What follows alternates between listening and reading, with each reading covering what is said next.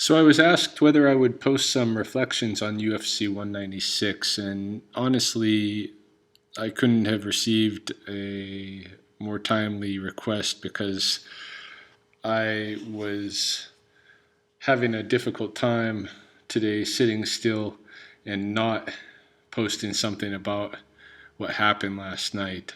I didn't tune in for all of the fights. I didn't check out the prelims.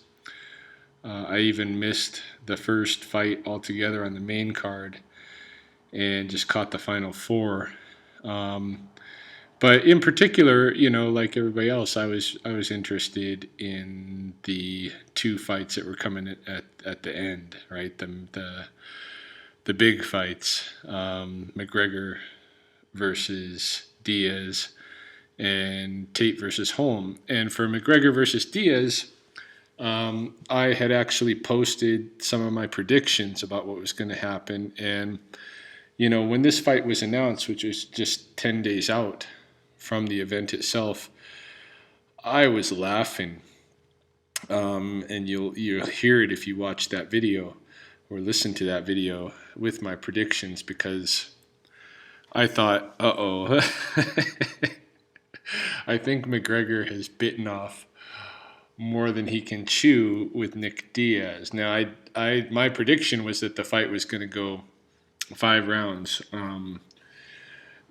because I thought it would be a striking fight, and I thought that really McGregor would be able to hold his own, but that Diaz definitely was not getting knocked out. I mean, Conor prides himself in having this great knockout power and all of this, but I know the Diaz brothers. They got a really strong chins. They're not going to be knocked out. So I thought this was going to go 5 rounds, and it was going to be brutal. McGregor was going to be punished like he's never been punished in the octagon before. He was going to be hurt, but probably win by points, because he does have a lot of fancy finesse. He's got a lot of different things in his arsenal. But, you can't underestimate the Diaz brothers. And I think I mentioned, some of the upsets, at least one of the upsets that Nick had made, where nobody suspected he was going to win, but it happened, and this happened. So I was looking forward to seeing this fight, and I couldn't have been more pleased about the outcome. I thought it was just beautiful. And I thought Holm versus Tate was beautiful as well. Now, let's just go through the fights really quick before what I kind of gathered from it, like the lesson that I learned from overall from watching these fights. Misha Tate versus Holly Holm. Of course, Misha's been in this game since there were women in UFC to begin with, right? And she's fought twice against Ronda, lost both times, but in terms of fights against Ronda, she's always lasted the longest. So she's always had this kind of potential to her, but it was hard to justify giving her a third shot at the title with Ronda sitting there, because, do we want to see a Tate versus Rousey fight number 3? Not necessarily.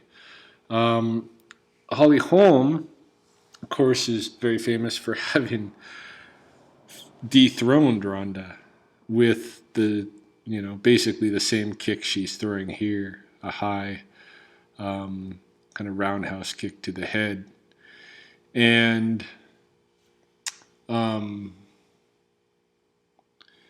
so this was going to be Holly Holm's first title defense, and I didn't make any prediction videos about this one, but had I made a prediction video, I would have said what I did say in print, in response to several people's inquiries that I saw online, especially on Facebook, which is my thinking is that Misha Tate's going to get knocked out by Holly Holm.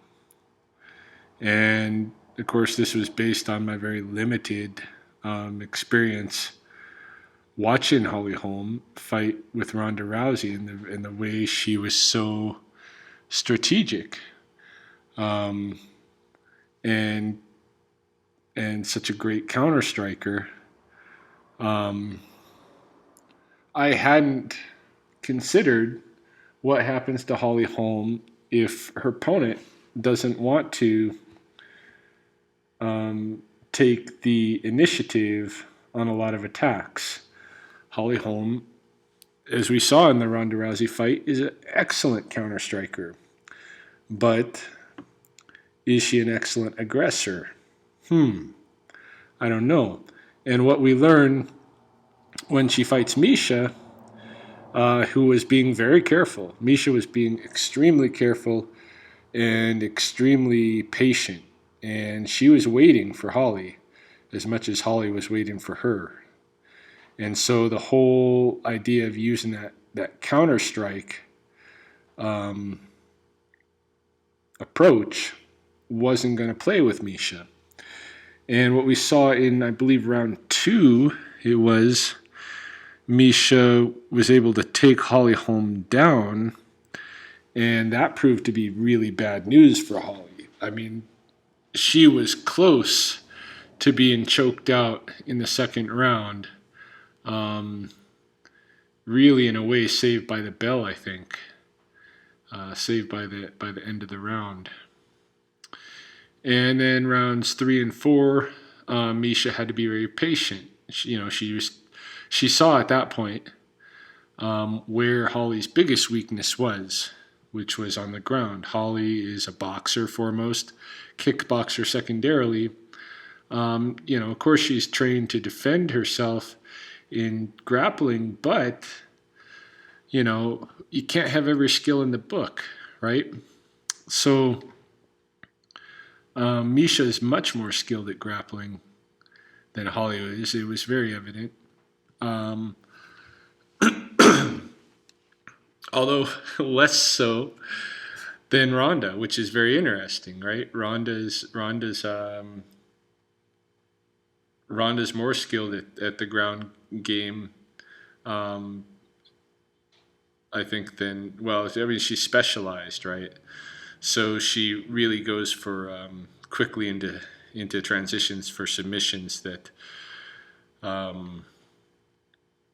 brutal and hard to deny, right? So you don't want to get in a ground scramble with Ronda Rousey, and this is how Misha ends up, losing her fights to Ronda. But so it's not suspected, because Ronda couldn't take Holly down. It wasn't suspected that Misha would. But again, there was a different strategy employed. Ronda goes for clinch takedowns, and Misha went for legs, right?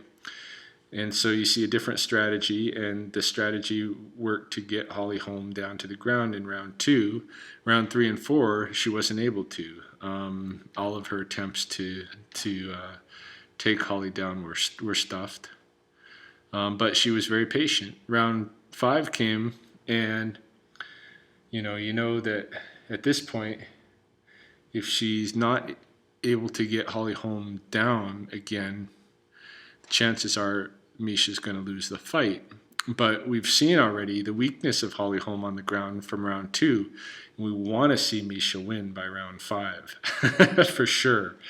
And because we know she has the potential now. She has a real serious potential of winning this fight if she can only get Holly Holm to the ground. And eventually she does, and sure enough, she chokes her unconscious. This is how the fight concludes, with a rear naked choke, and Holly sticks in there. She doesn't tap out, which was, that's respectable. This is a championship fight. She was going to fight to the end, and she fought until she was put to sleep. But Misha won her hard-won championship after all these years in the UFC. After really being one of the first kind of legendary women in the UFC all these times, right? So it was really nice to see Misha win this fight. And what it made you realize, though, is hey, if Ronda Rousey can beat Misha repeatedly, and Misha can beat Holm, what's going on? So I'm going to come back to that. But first, let's go to Nate Diaz versus Conor McGregor. All right. So we know that Conor is an artist of movement, that he practices. He's got a huge, array of arsenal. He's fast. He does have knockout power in his punches. All of this, but very, how do you say it? Of course, a guy needs to be confident in order to be a successful fighter. But Conor's over the top. Really thinks he's the best in the world, and has on many occasions said so. The best pound for pound fighter. I think he said he's number 1, 2, 3, 4, 5, 6, 7, and 8 out of the top 10 or something like this, right? Ridiculous. Nate Diaz is basically a boxer and a jiu-jitsu artist, right? He's got a black belt in Gracie Jiu-Jitsu, and he's skilled in boxing. It's the same skill set as his brother has. And I knew Conor was in for a fight, hey. But what I didn't suspect was that Conor didn't have the staying power that Nate did in terms of keeping himself from getting knocked out. So what ends up happening is in round 2, you see Conor getting hit pretty good in the stand-up striking. And there's a possibility he's going to get knocked out. And so what does he do? He goes for a takedown. And this is bad news. You don't want to take down Nate Diaz, Gracie Jiu-Jitsu black belt, because Nate Diaz wins most of his fights this way. He'll say it himself. Guys will stand toe-to-toe with him until they're about to get, knocked out, until they feel, things aren't going their way with the boxing. Then they'll try to take him down. And so he wins most of his fights by submission because they take him to the ground and he's forced to just submit them, right? And so this is basically what happens with Conor. Conor tries to take him down. Nate stuffs the takedown, and they end up on the ground anyway. And Nate basically dominates there, takes the control position, gets the mount, and gets a rear naked choke, right? So this was a really good night for jiu-jitsu. The two top fights on the main card, were won by, very classic Brazilian jiu-jitsu, and both by rear naked choke. And it's almost surprising, because you think at this level, these guys would be so used to defending this very basic choke, and the application wasn't, some kind of surprise application. It was the usual thing. Nate had the mount, was doing ground and pound, and Conor didn't want to keep getting pounded, so he tries to turn over, gave his back.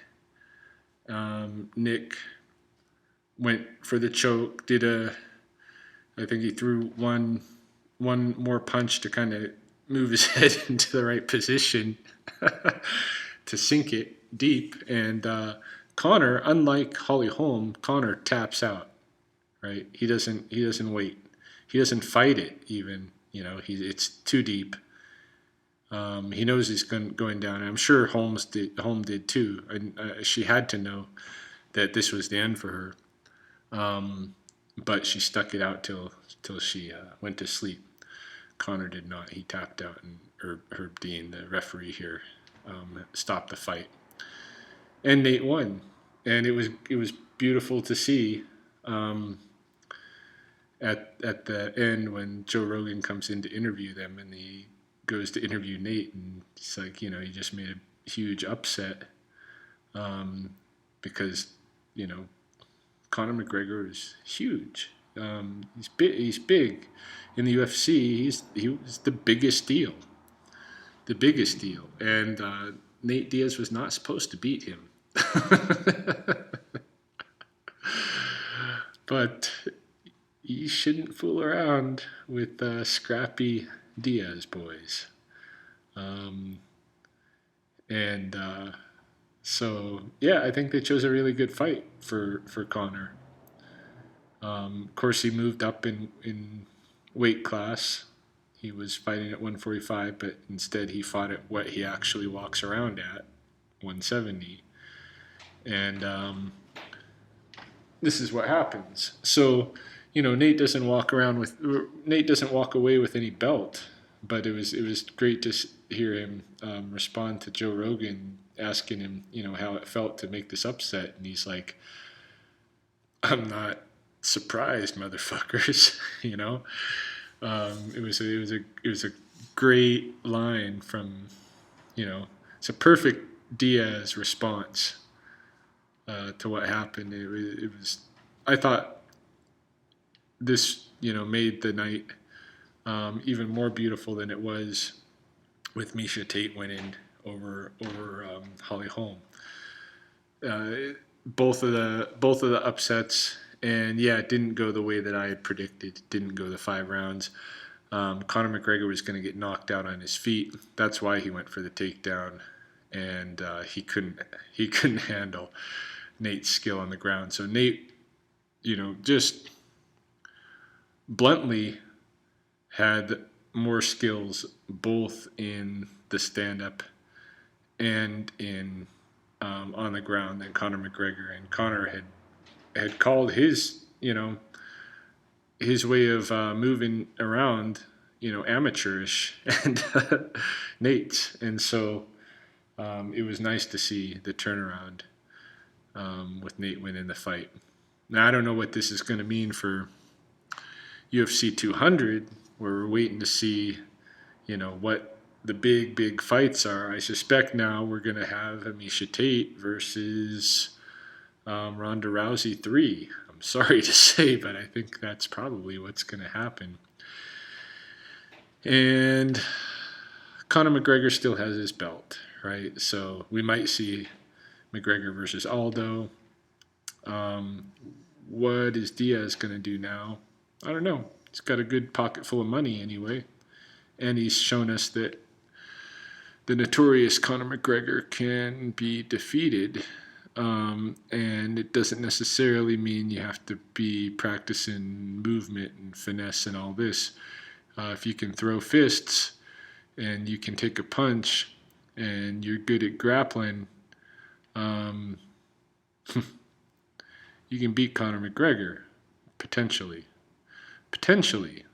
But I think, the lesson from both fights that I got that I think is important is that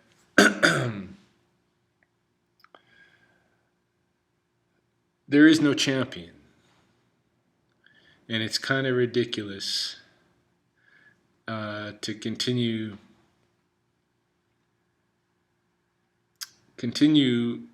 reinforcing the narrative that we have been, that within a weight category there can be a champion.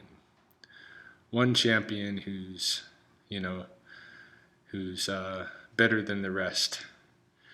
And then you just wait for somebody to come along and beat them, and then that's your champion, and they're better than everybody. This is not the reality.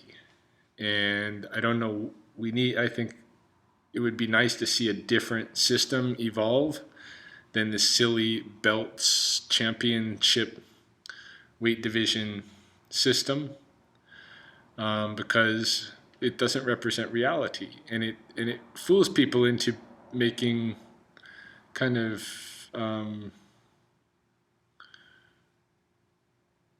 I don't know. It fools people. How to say it fools people into engaging in stupid, ignorant discourse.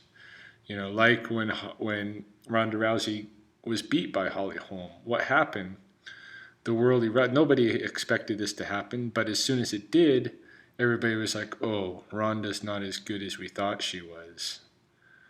Ronda's not really a good fighter. Ronda's got major, major holes in her game."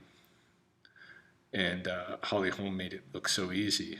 Well, so right away we judged. Oh, she didn't really have the good fighting skills that we thought she did, Ronda. Yet she beat Misha Tate every time that she's come up against her, and Misha's able to beat Holly Holm. So what does that say? What it says is that if you pit different people against each other, different people with different skill sets, you can learn something about which skill sets work best in what situations. But to have the learning experience be that we're supposed to be learning who's actually the better fighter in the whole division is ridiculous. It's a ridiculous sham. There is no such thing as a champion. They won that fight because of their skill set and the way it matched up in combat against their opponent's skill set. But it does not mean that they are the best in the division. It just means that their skill set was great, and their strategy, whatever they employed, worked very well against that other person's particular strategy and skill set. So so to me, like, one of this, and this is not new knowledge. People who are into MMA are always looking for these different fights and what could potentially come from these different fights. No fighter is counted out.